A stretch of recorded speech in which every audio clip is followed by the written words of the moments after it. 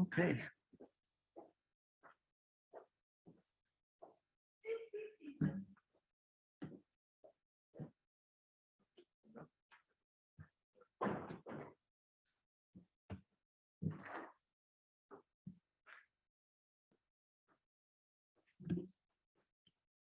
Hereby, I open this academic ceremony in which Zahar Corețchii will defend the academic thesis, Unraveling the Dynamics of Technological Decline.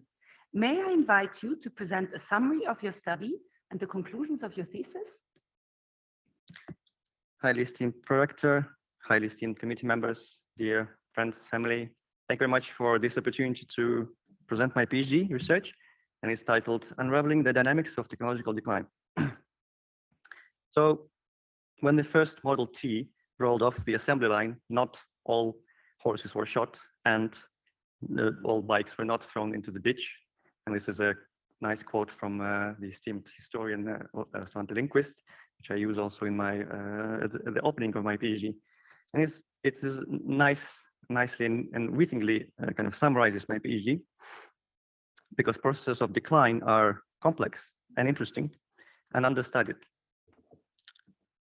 So the first, why focus on technology in decline? Well, we live in a very physical world. We are embodied here. Today, what surrounds us is more artificial than natural, made by humans. And there's a huge difference in the values and in the qualities of the embedded qualities, but values of those human-made things that surround us. And from the science, technology, and society literature, we know that technologies are complex objects, complex phenomena, and they are named society in the making and society made durable in the literature. And this is to say that those decisions that were put into the design of technologies, they embody values and beliefs of the time. So technologies are values and lifestyles manifested and solidified in materiality. An example of this is this entrance gate to a railway station. One of them is the example of freedom and trust. Another one is the example of control and security, maybe. An example of a birdhouse and anti-bird spikes. One embodies care for nature, another embodies control of nature. And an example of cars, well, they have different needs embedded, different concerns, different capabilities. So technologies are not neutral tools, but they are enriched with value by designers and by users. And obviously changes in technologies cause changes in society and individual lives and vice versa. So technologies enable solutions and also create problems or generate problems or enable problems.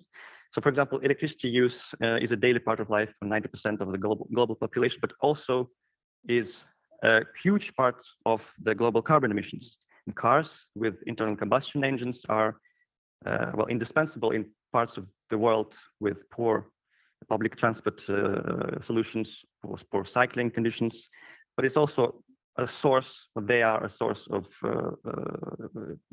emissions in the transport sector, and a source for demand in fossil fuels for extraction, processing industries. Also pesticides, indispensable for industrial scale food production, but also drastically destabilize ecosystems.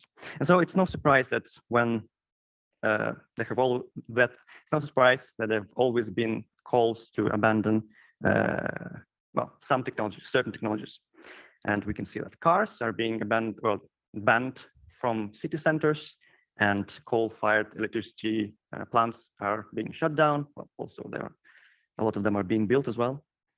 High-level initiatives emerge to ban or to regulate artificial intelligence and autonomous weapon systems, so-called. But in contrast to STS findings about the complexity of technology as a social phenomenon, decline of technologies are often treated as something trivial, as a reversal of innovation.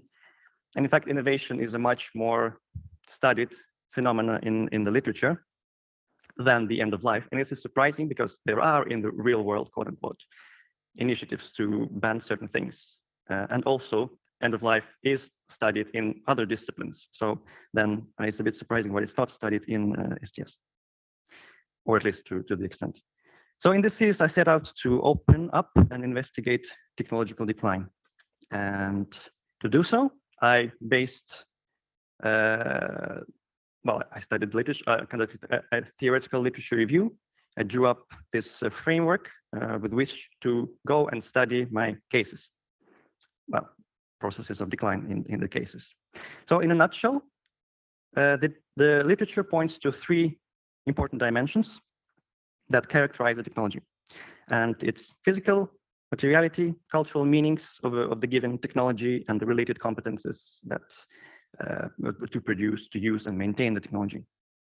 And this is a representation of technology as a socio-material configuration of three strands. I label them like so. And the idea is, well, it's raveled together as a rope. The logic is that these three strands, elements, co-constitute the configuration. And the process of their unraveling is the underlying mechanism of decline. So what's important is when they are linked and when they're not linked. When they're not linked, this means they're not seen as a coherent whole. For example, a car, the skills to drive a car, to produce a car, but also the idea of a car as a personal mobility object. So together those make up a car. And without those elements, the car doesn't exist effectively. And linked, when these elements are linked, this means that technology is being reproduced. So when talking about materials, I traced in my cases objects, tools, hardware, infrastructure, production facilities, and material resources. When talking about meanings, I traced laws, rules, public discourses, competing narratives of proponents, opponents of the technology, cultural meanings. And when talking about forms of competences, I traced tacit, codified, and other knowledge on the design, on the manufacture, on the use of the given technology, but also labor relations. So such separation is analytical.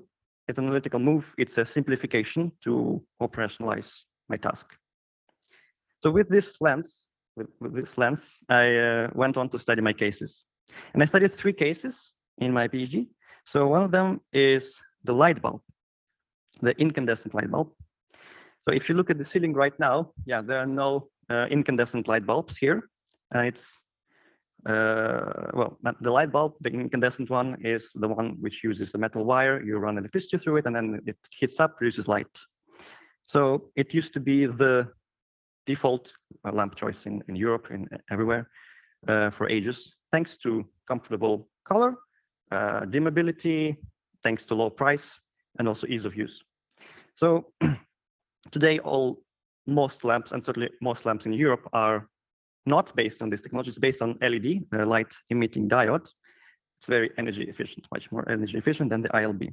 So when the light bulb was banned in Europe for sale in 2009 in favor of these more energy efficient lamps, a lot of people didn't like it. A lot of people disagreed with this decision, and they called the ban draconian, undemocratic, an example of light bulb socialism, and a dictatorship of bureaucrats. And consumer and patient associations all over Europe demanded exemptions to be able to use these lamps instead of the alternatives that the industry offered, which was the CFL in the middle. And the problem there was that it was flickering. And for certain types of patients with eye conditions, it was not great. So the situation with the light bulbs only calmed down when the LED became good enough, became cheap enough. And today, the LED is the most common lamp in the world, at least in houses. And what's interesting, it's not what's inside the LED is doesn't look completely like what's inside the ILB, but it behaves and appears just like the ILB, so as you can see in the picture. And this was a deliberate choice by the manufacturing companies to create familiarity. So although we don't burn metal wires anymore and to produce light anymore in our houses, the ILB is kind of still part of our culture, even though it's not part of our ceilings. Another case that I explored was the case of cloud seeding, which is this interesting contraption that you put on the wing of a plane, and you emit certain chemicals, hoping to change the qualities of the clouds, make it rain or make it dissipate. And this was really created in the 1950s in the US, but also elsewhere, during the era of techno-optimism. So technology could save everything and anything. And this was really introduced as a means of weather control. But later in the decade, it was also used as for another meaning, the weapon. In Vietnam, it was used in the 60s. Too much of the public abhorrence of this when it was revealed, and this revelation costs withdrawal of funding from all of the programs in the US that funded cloud seeding. So for several decades, it was a bit under the radar, cloud seeding technology. But then in the 90s, it resurfaced as a means of, well, to control climate, as a means of geoengineering. It was proposed with this application. And most recently, cloud seeding was used during the Olympic Games in China. So decline was unsuccessful, but this technology still exists despite public backlash and drops of funding. And the final case is this computer from the former Soviet Union, called the Ural. This is how it looks. And this is really a dramatic story of a community of developers who dealt with the decline of their technology. It was a popular computer in the USSR. It was a flagship in its own right there. So it was used in organizations, in universities, in local governments, banks as well. And it was created by a strong, united team in the 1960s. But this team already 10 years later, it partially disbanded due to a new policy of computer design in the Soviet Union, due to a new project, a new prioritized state project called the Unified System. And so all of the resources, all of the best specialists, all of the best quality parts were drawn to this project, and leaving all others, including the Ural, underfunded and without support. So finally, the Ural team broke up, the competencies dispersed and faded. So having conducted these case studies, I plotted them on this graph, which shows a relationship between relative geographic and temporal intensity of engagement with the technology.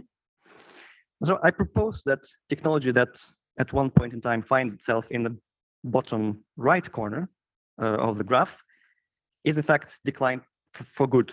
So I label it strong decline.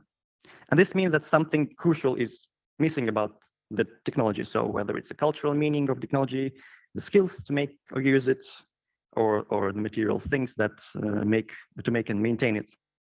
And here you can see the configuration indicated by the circles connected and disconnected. So this is in fact what happened with the Ural, for example. And this is the process of unraveling when the technology goes to the right bottom corner. So with the Ural computer, the state prioritized the unified system over other computer projects. So the Ural was not the flagship anymore. The lead designer left the group, the financing was withdrawn, and the Ural was downgraded to inferior components. So there's a long way to go towards the right, lower right corner. So there are many intermediate states on this graph. So when a technology is not as popular anymore, but then it does come back, it is also possible. So like it happened with cloud seeding, like it happened with vinyl records as well. And so my main contribution is aimed towards STS scholarship, but there's also, well, there are also some implications for society. So when you want to navigate technological decline, you might want to focus on strengthening the media, empowering the parliament, having a broad coalition of actors who support the technological decline. Alternative technologies help. Trade instruments, international agreements, and labor unions are also key in navigating technological decline. So in the foreseeable future, we will have to accelerate decline of certain technologies to navigate the climate crisis, but it's also likely that we will have crises when certain technologies become obsolete suddenly. Like oil and gas shortages have been showing. So knowledge on navigating decline could prove useful. And studying technological decline may be useful to anticipate unwanted obduracy, for example, of plastics, or also to phase out more effectively, more justly. But it also could be useful in preserving decaying but valuable technological fields like crafts, for example, here. So with this, I thank you very much for your attention, and I give the floor back to the highly esteemed prorector. Thank you very much for your presentation, and the opposition will now be opened by Professor Sally Wyatt, who is Professor of Digital Cultures at Maastricht University. Thank you. Dear candidate, dear Zahar, so I've been following your PhD from a distance. You could call me a fangirl. And I always found it a fascinating topic, and I was curious to see how it would develop. So congratulations on this interesting book, and well done for getting it finished during a pandemic. I really appreciated the multiple cases and the attempt to generalize and do middle range theory. And there's a wealth of empirical material that you've just been hinting at, but I'd like to start with a more theoretical question. And you rightly point out that much STS is concerned with the emergence of technologies, and thus only implicitly about decline and about roads not taken. But we haven't completely ignored decline in STS. And certainly our colleagues in innovation studies and in history of technology pay some attention to it. And I really liked your first table, table 1, that's spread out over pages 24 and 25, in which you summarize all of the different ways that we as a community have dealt with decline, starting with slowdown and Kondratiev, and ending with regime stabilization. Now, there's a few things I'm missing from this, namely, in particular, paradigm shifts, borrowed from philosophy of science, but also taken up by some of the long-wave theorists. But that's an aside, but we could discuss that another time if you like. But what I'd really like to know more about is the column on the unit of analysis. Because as far as I can tell, apart from a mention of firms, users as such are missing. So should I conclude from this that the growing literature on technological decline, to which you of course are contributing, hasn't yet made the turn to users that the mainstream STS made more than 20 years ago? Mm-hmm. So my own little contribution to that literature was to distinguish between 4 types of non-user, including resistance and rejection.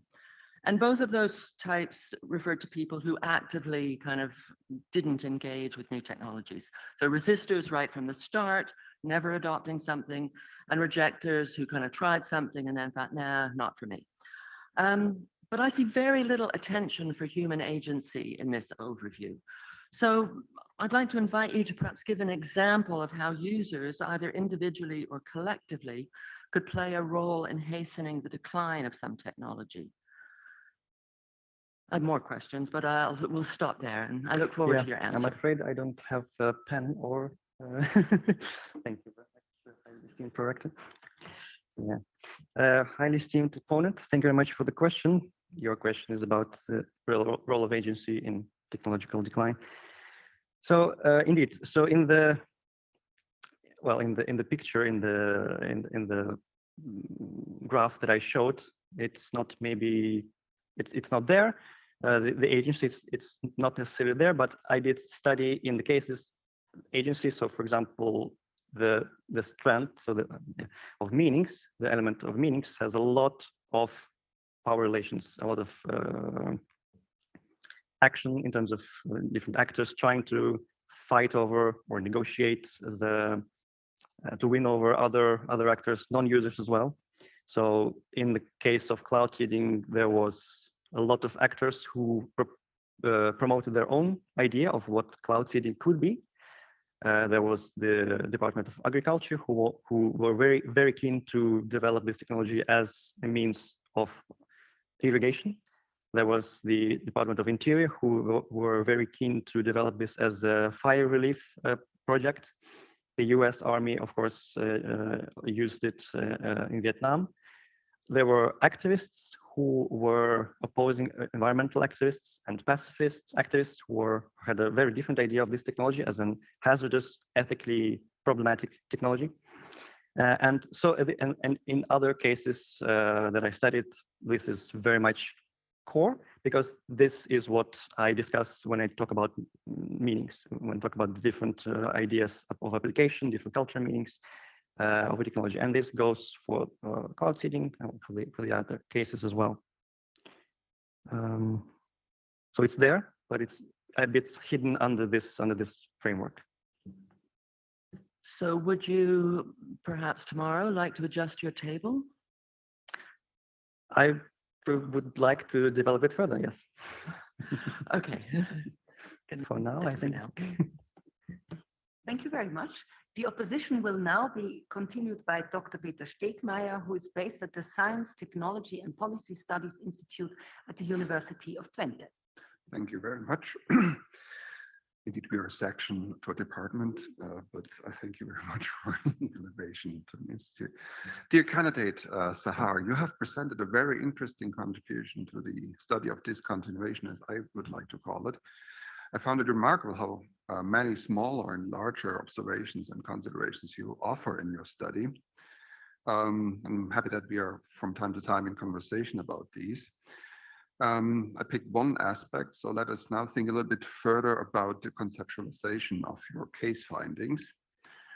To get there, I wanted to say, when studying discontinuation, you will find oscillations between one specific element that would be the target of discontinuation, governance, and wider dimensions of the trajectory or system, depending on what language you want to use, that are directly linked and seen to characterize the targeted part of the trajectory. It's never just one stable focus only on one feature or dimension of a socio-technical trajectory, especially as long as it is under negotiation, what would become the target at the end of the day.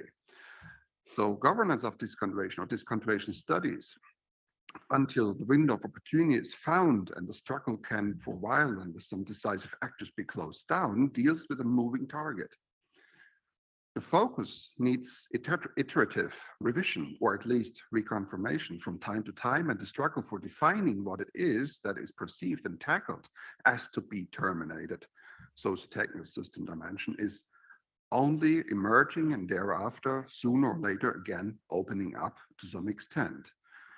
So we, in our research, used to define discontinuation as a property of a trajectory in which the constituting relations become misaligned, not unraveled, misaligned to such an extent that its distinctive character is lost. As one possible result of various permutations of distributed agency, contingency, emergence, we can also add complexity as you did, or deliberate governance. My question now is with regard to your efforts to understanding the decline process. So this refers to chapter 7 and I guess also to slide 7 of your presentation. Understanding the decline process in contrast to the or in addition to the focus on intervention, the more political question you asked, I was wondering, for the cases you studied, how would you describe the relationship between those parts that experience decline and those that persist or at least change in the context of them? In connection with this, I would like to hear you characterize not only the decline pathways, but also the accompanying circumstances in terms of their typical characteristics. This context, you should also be able to indicate which pattern and process logic a declined technology follows to remain in oblivion or to resurrect in each case. Could you repeat, esteemed opponent? Thank you very much for the question. Could you repeat the last sentence? I can repeat the last sentence. In this context, you should also be able to indicate which pattern and process logic a declined technology follows to remain in oblivion or to resurrect in each case. Esteemed opponent, thank you very much for the question. It was a long one, but you basically are asking about the discontinuation, the process, and the relationship with what I have been describing, and misalignment within those processes, but also the context, the role of context here. And so we have been discussing this before with you during conferences and before that. So the way I see it is that I was more interested in looking at not the I was more interested in looking at things, how things are decaying, how things are dying, how things are unraveling, looking at specifically at the material side, but also the social cultural side. And that's why I did not focus too much on destabilization and decline. With the discontinuation, the focus indeed is on, or at least misalignment of the different elements is studied, and the resulting loss of coherence of the idea of what, or at least of what this technology is. So for me, the way I dealt with, because I am dealing with something that is losing coherence. Technology is declining. The different meanings are in opposition. They're in negotiation. So I focused on, and also alternatives are emerging. So it's not too easy to actually also methodologically to look at what you're actually looking at. So the way I solved this issue was to look at the dominant configuration, the dominant design of the, in my cases, because there are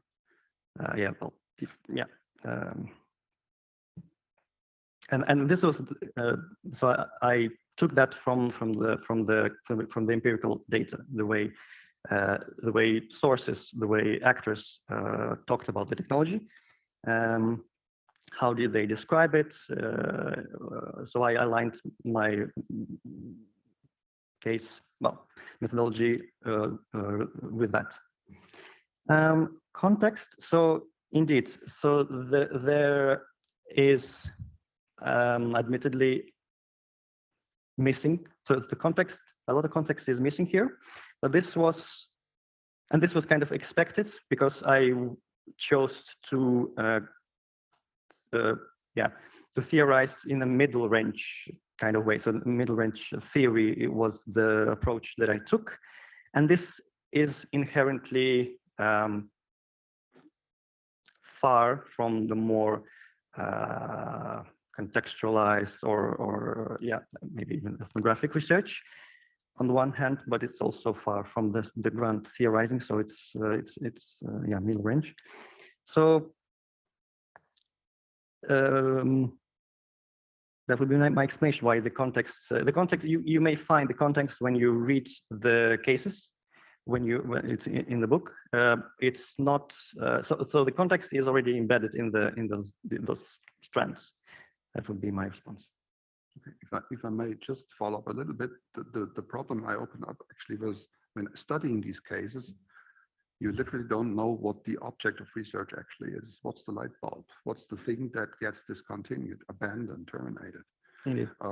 Take the oral computer, take the other examples.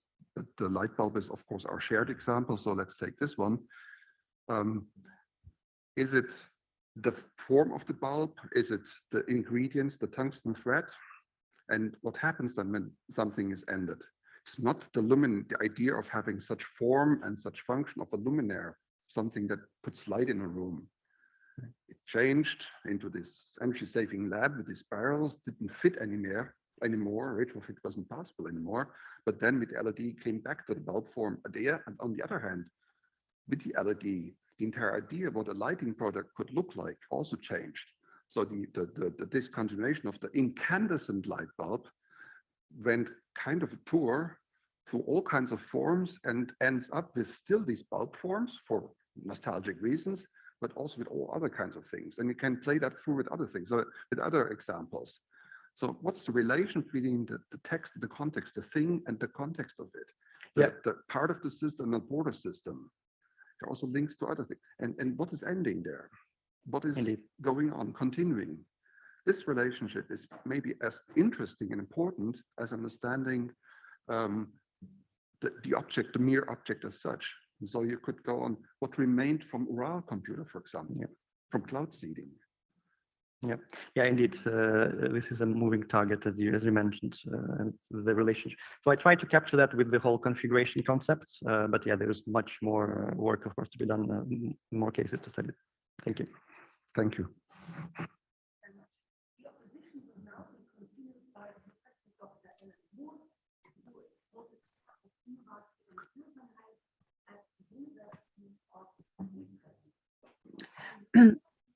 Can you hear me?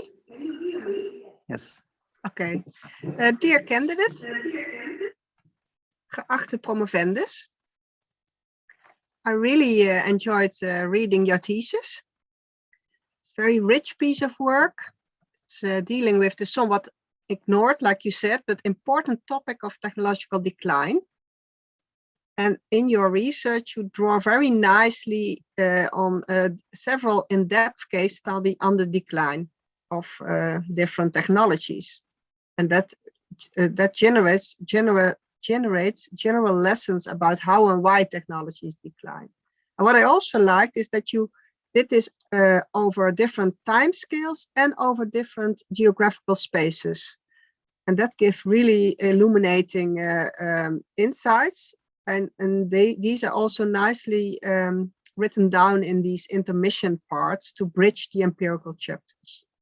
And I do see some interesting theoretical insights for STS innovation and also transition studies. And there's where I would like to start a discussion with you.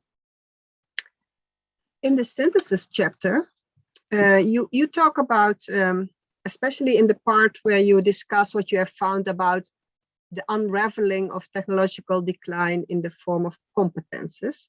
You talk there about, and I quote, this unraveling may be called collective forgetting. And there you refer to Chauve et al. 2012, or unlearning, the process of discarding knowledge by Becker 2005, end quote.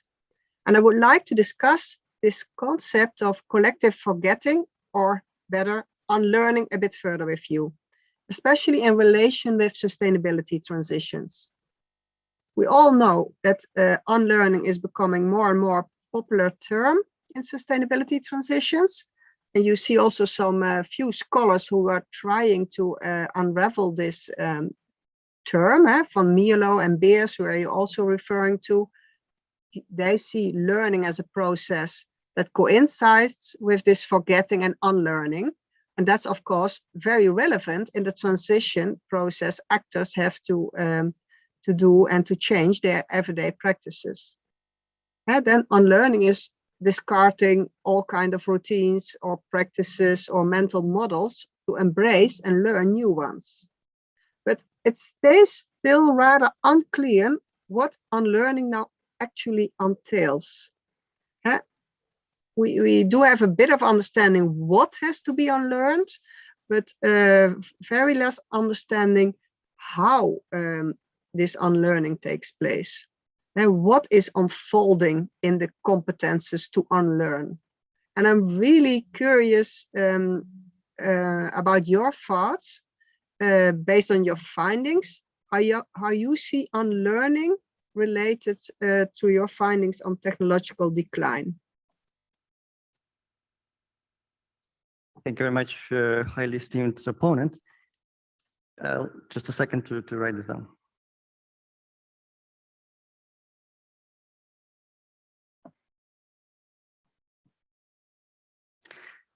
Esteemed opponent, so your question is on the unlearning and how you were curious in how, well, my thoughts about how it's what actually is happening there. So indeed, there's a lot of, I didn't go into detail in my PhD, but there's a lot of literature,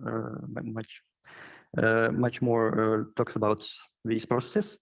So in my cases, for example, so it was curious to observe how in the case of cloud seeding, cloud seeding was funded by many different organizations, and one of them was the NOAA, who funded the project Storm Fury, I think it was called. And they tried to chase the storms and to make them stop with this cloud seeding. And this didn't necessarily work back then. But what happened when the funding was cut is the skills of those people were, so the knowledge of those people were suddenly useful for meteorology so in other applications. So in fact, this fascination with cloud seeding, which is maybe in the 50s was fueled by this techno optimism, this interest spilled over to other sciences, maybe, yeah, I don't want to say real science, but yeah, sciences like meteorology. And in a way, this was the unlearning in the case of cloud seeding and learning in the case of meteorology. It was also interesting with the URL, with the computer, how the people, the team tried to integrate, try to make use of their skills and knowledge to manufacture this technology, to integrate into the new paradigm. And they tried, but they didn't, for one reason or another, didn't succeed. So in this case, there was really unlearning of these of the skills to produce these computers. Now we don't know how to produce this computer, and we need to invent it again if we ever want to. And similar for the light bulb as well. The people who used to well, it's less evident in the case of the light bulb, but it's pretty much the same story also with the users of the light bulb. So for me, the process of unlearning and collective forgetting are well visible in the cases. I want to say something else, but I forgot just now. Can I ask one small question?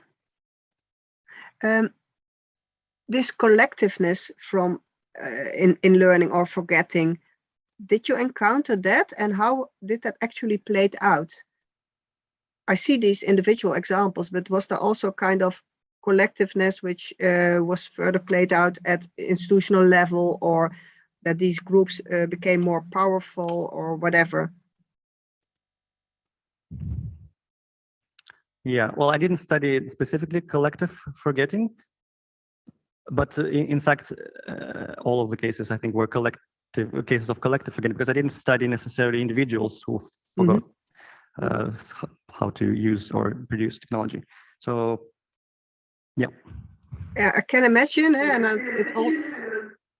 it also refers to the earlier question of Professor Wyatt, that having a better understanding how these groups then could unlearn, that could be the users, or that could be the developers.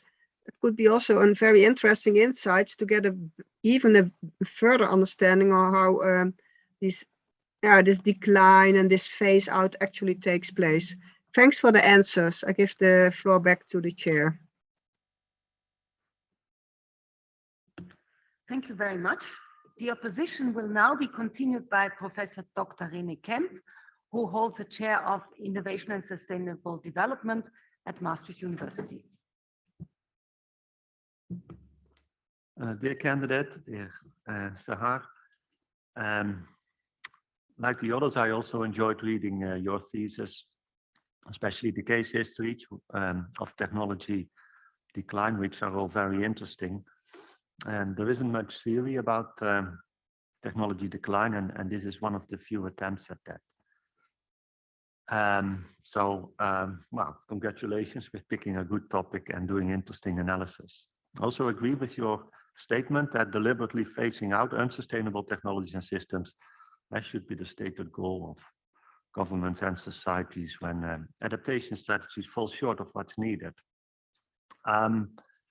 I also have some, well, critical comments which I shared via Sally, which reach you, and they, well, concern the issue of the concepts that you use, and also your own ambition in terms of determining distinct social mechanisms. But I'll start with the concept. I mean, the unraveling is the foundational concept, and I looked it up and in the internet sort of dictionary. Then unraveling has two meanings. One of the meaning is to undo something that's, you know, knitted together which is then being undone as an activity. And unraveling also has to do with disentangling something, to investigate something, in an attempt to come up with an explanation. An example sentence is, they were attempting to unravel the cause of death. And here here you're using it in both meanings, I think, as a process, but also as a methodological sort of approach, in which you seek to disentangle things which are entangled. Well, I have no objection to that, but you do sometimes use the word unraveling in ways which I would not have used it. For instance, when you speak of the unraveling of competences, on page 121, where you say that in the cases of nuclear weapons, field testing and cloud seeding, case competences unraveled away. And what you mean, I think, is a withering away of competences. So my first question is, well, are you still happy with the word unraveling, having used it so extensively in your whole thesis? Or, I mean, we also got a suggestion of using the word misalignment, which as a possible use, as a possible word. So that's my first question. I'll have a second one too. Highly esteemed opponent, thank you very much for the question, which is about the word unraveling and the different uses. So in the title, indeed, I use it as in a double meaning. So it's unraveling, column, the dynamics, but also I'm unraveling the dynamics of technological decline with this work. So you said, so unraveling is an interesting word because thank you very much for the quote, because it really shows how things disentangle. So maybe I could have used also disentangle, but maybe unraveling is a better sounding word. And in terms of, so yeah, there are different, I'm still happy about it, I think. It looks nice on the cover. Misalignment also could be an option indeed. But there, yeah, so I really wanted to, so unraveling really shows how the strings, the strands are falling apart. And I really wanted to use this metaphor of a tightrope, which is a technology that works or exists, and then it falls apart when it unravels.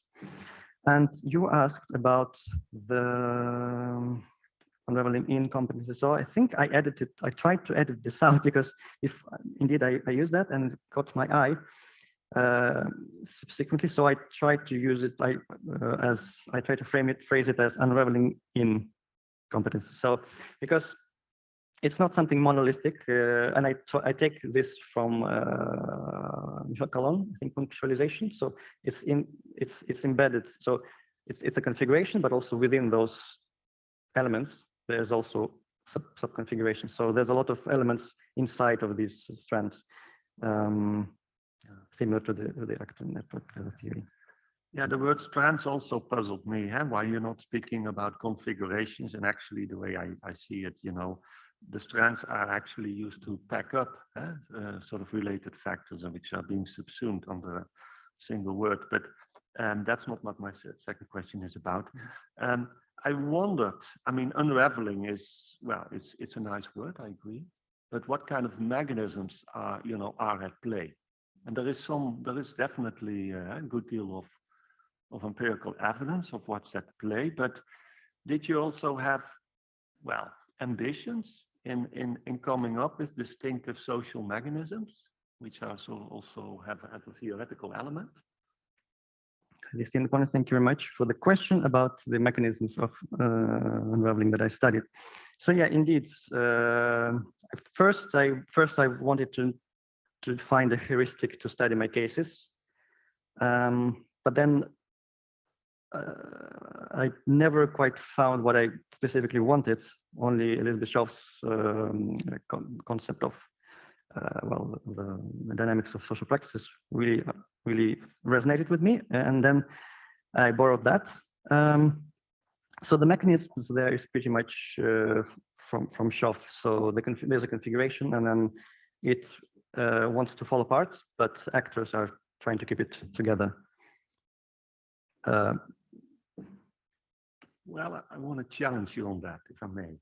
I mean, does Elizabeth Schoff talk about mechanisms? He has these talks about practices, which are sort of, puts the focus on doings. And she says there's also a sort of an aspect of meaning, which is important. But what are the mechanisms? Right. I mean, she's quite notorious for avoiding words like motivation, needs. Also, the economics of choices are not well considered. I mean, for an economist, this is very unusual, I must say. And yeah, maybe the framework was also limiting you in terms of finding mechanisms, because if you would have used as Steve Glynn did, at competing expectations, unmet expectations, and also the processes of shaping expectations, which are actor-based.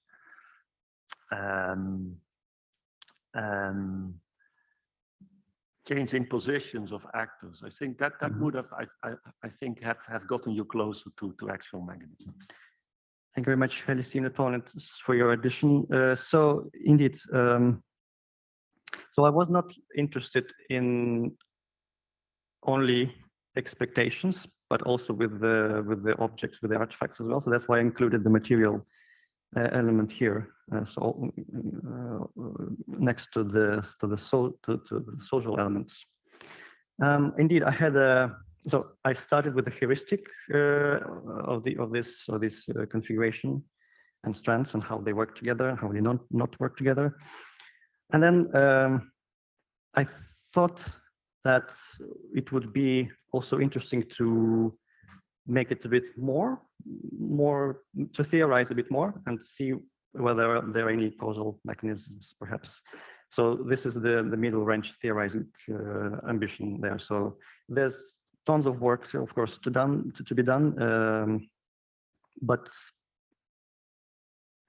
I understand your sentiments. So from the evolutionary economics perspective, and my interest was indeed in material, combining material and social, and I did not draw specifically just from Elizabeth Schoff, but also from others. This is in my literature review. I tried to portray that much literature talks about those kind of similar things.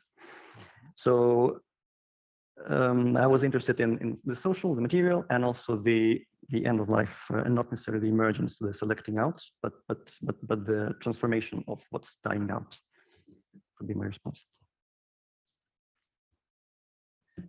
Thank you very much. The opposition will now be continued by Dr. Vincent Lagerdijk, who is based at the History of Technology Institute at Rathenau Institute, and also luckily still with us partly at our Faculty of Arts and Social Sciences. Thank you very much. Dear candidate, dear Zahar, let me first praise, like all the others, and congratulate you with this book. And it's been said before, but I think that the topic that you've chosen is really important: technological decline. It's not only refreshing because this helps to shift away at least a little bit of the focus from innovation processes, something that we as a field apparently are often more interested in, but also, as you write and mentioned during your talk, there's also this need that certain technologies from a societal or normative point would require unraveling. I think we've just established that we can still use that word, so that's good. The book has a very extensive literature review, and it also reads quite well, I must say. One would almost suspect that you were a journalist during a previous career. Now, my question is about, perhaps not entirely surprising, about the use of historical case studies and the use or non-use of historical methods. And quite honestly, this is a question out of confusion. I was a bit confused about what you wrote in chapter 3, your research design chapter, on this. Because on the one hand, you state that we should not read your historical cases as, quote unquote, a historical account of the covered cases. So there's a historical case that we shouldn't necessarily read as an historical account. And added to that, you wrote, the aim is not to provide true history, which I think historians would immediately acknowledge that doesn't even exist. But then the focus is on what you do seek to provide, which is an explicit interpretive historical analysis with a focus on causal linkages and event chains. And I think this also links up to your more overall aim, your more overall ambition, I think, of building and not testing theory. So mostly an inductive process.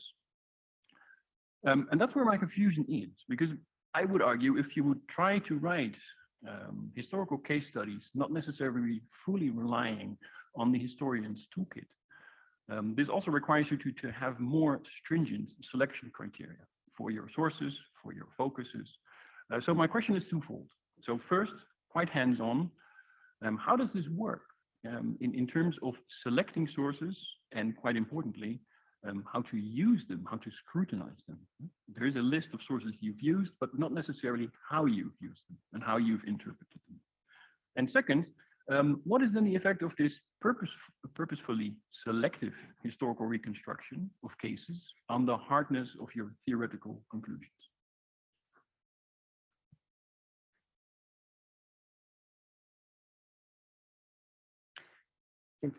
Esteemed opponent, thank you very much for your two questions. One of them is on using and selecting and using sources, and another one on selecting and selecting the cases. And the first one is about selecting sources and using sources, and the second one is on non-historical case studies and the effect on theoretical conclusions. Mm-hmm.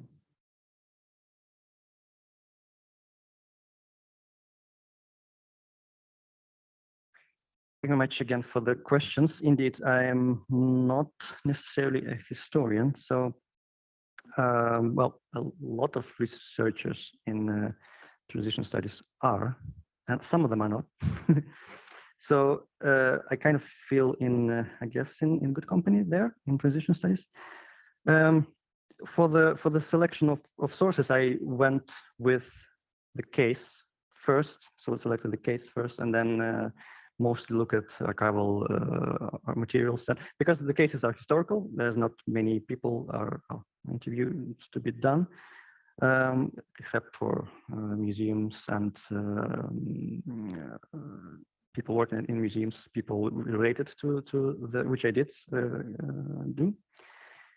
talk with. But mostly I did archival research and desk study.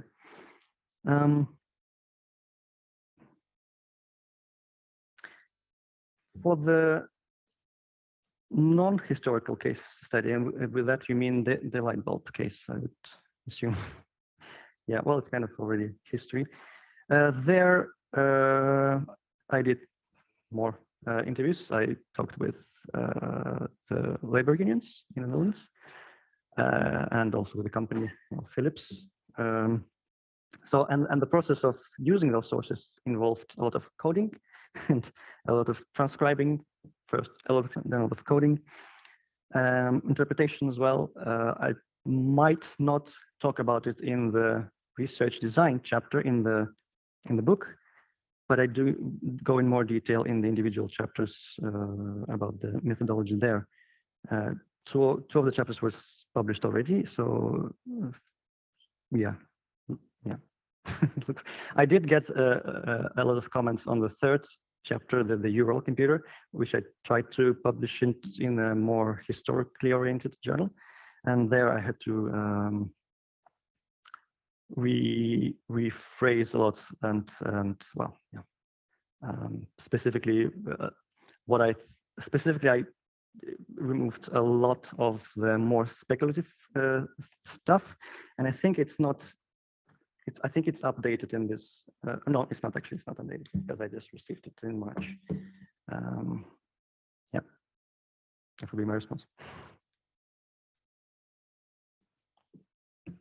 Okay, it is almost 11 o'clock, but not yet. So we will continue the opposition with our invited guests. And I give the floor to Dr. Stegmeier. Maybe you have a very short question? Follow up on the light bulb?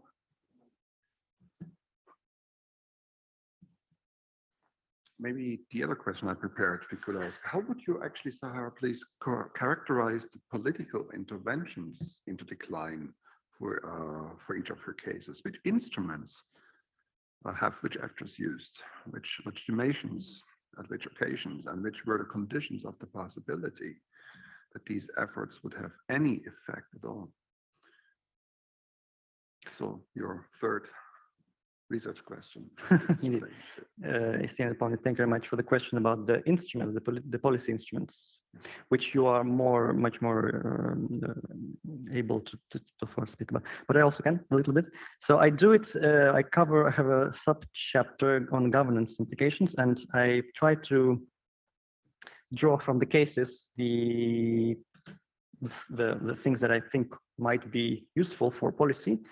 And as I mentioned already in the presentation, these are, the cases show that an active parliament is very important in combination with an active media, because the media then spots the problems, and then the government, the parliament, maybe it's a bit hard to intervene politically, policy-wise. So I'm looking at the page 136, and this is my governance suggestions. What has worked is the coalition of governments, in my cases list, the coalition of governments, the coalition of governments and industry and NGOs, who are favoring phase out. Strong labor unions seems to also help in terms of just transitions, so in terms of responsible and ethically responsible transitions, but maybe not too strong labor unions, because then they stifle the actual transition that the rest of the society might be wanting. It's also in the cases I found that promoting alternative technologies or nascent technologies is desirable, as well as not trying to eradicate the technology completely, because it's also not necessarily possible. So this could be done with subsidies, with tax incentives, direct funding, and so on.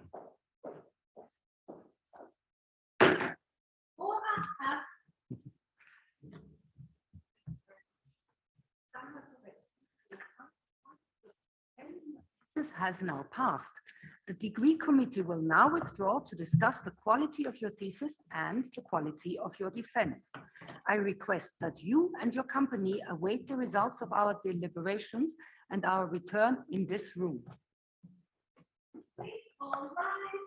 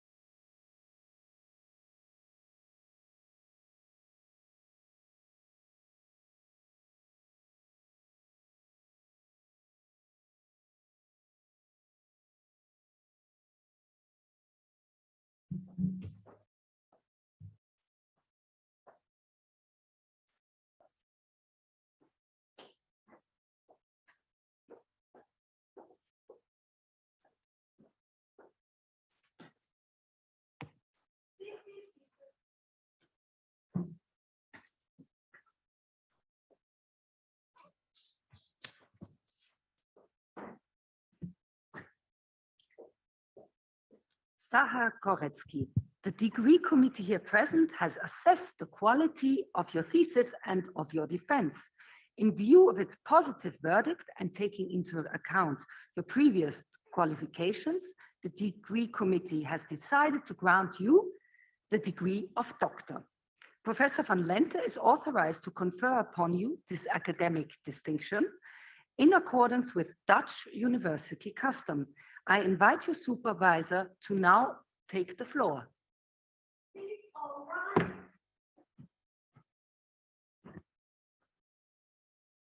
Do you promise to work in accordance with the principles of scientific integrity at all times?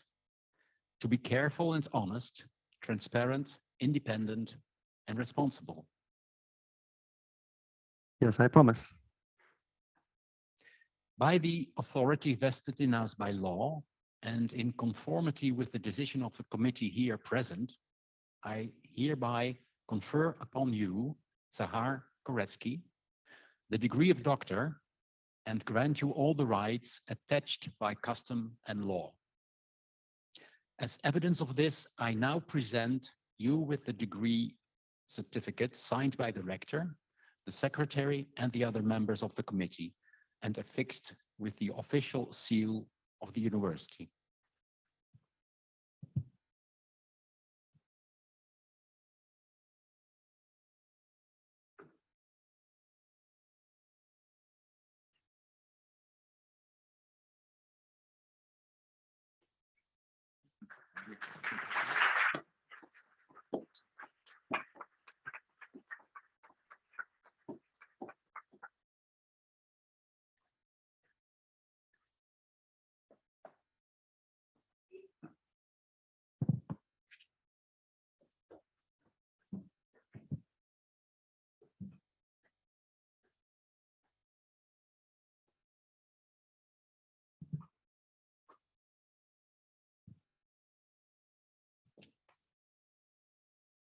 Dear Dr. Koretsky, dear Zahar, a lot has been said today by the opponents, by you, and a bit more should be added, and I'm happy to do that.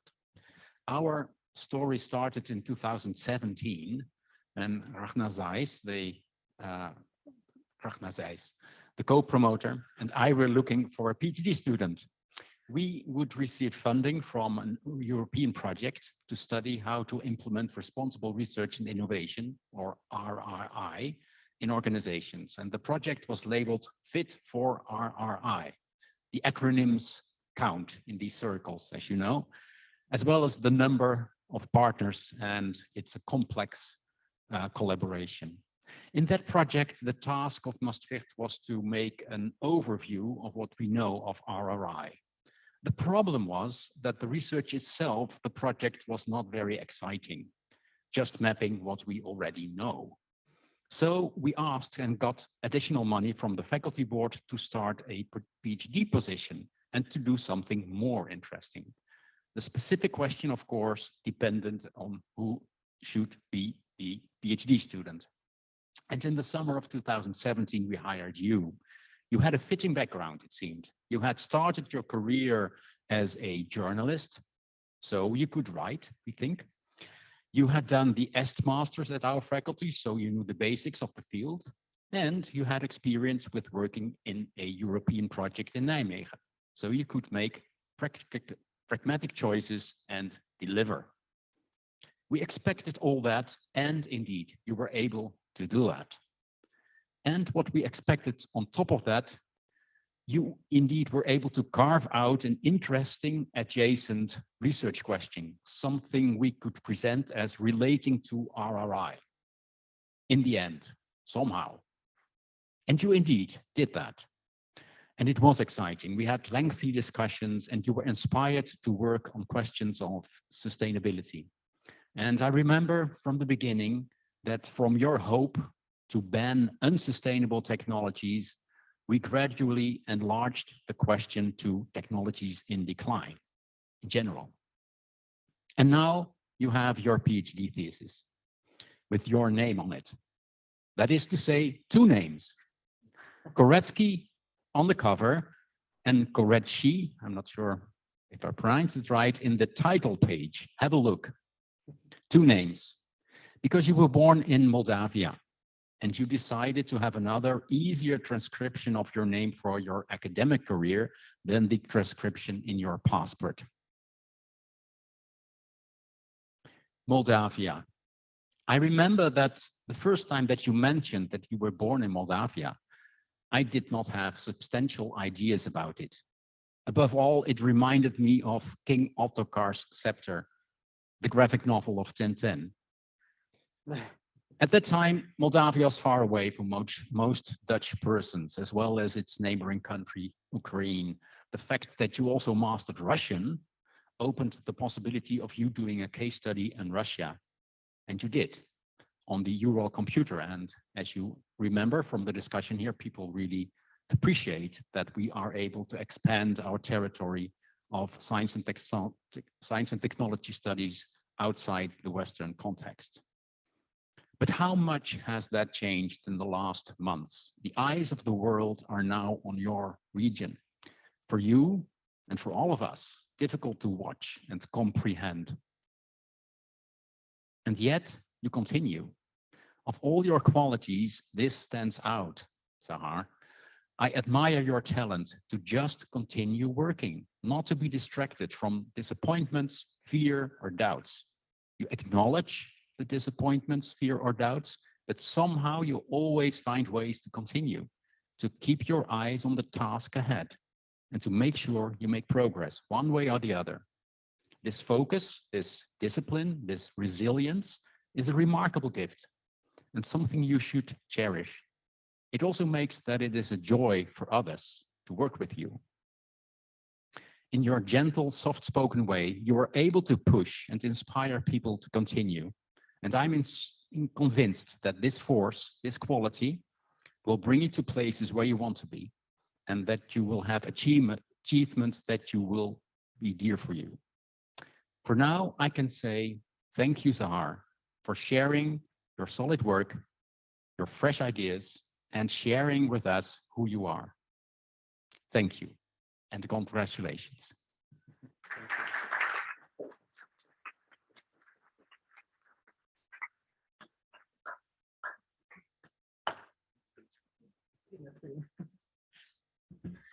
Thank you very much for this beautiful Laudatio and also for the hug. But now formally, dear Dr. Koretsky, also on behalf of the Board of Deans, I congratulate you with the honor you have acquired.